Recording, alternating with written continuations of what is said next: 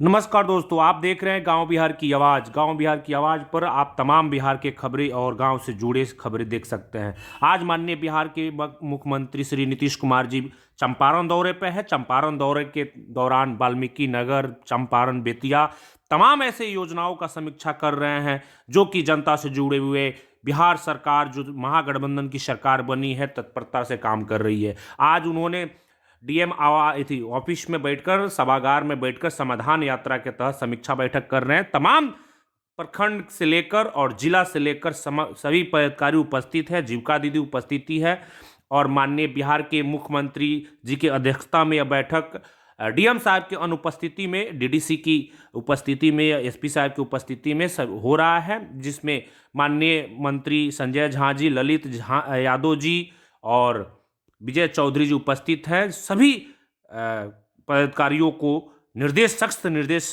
नीतीश कुमार दे रहे हैं कि ताकि आने वाले समय में जो भी समस्या जनता को उत्पन्न होती है वो समस्या ना उत्पन्न हो और उस समस्या को तत्परता से समाधान किया जाए। और क्योंकि कार्रवाई सुनवाई वाली सरकार चल रही है, इसके तमाम मीडिया बंधु समर्थन साथ में युवा की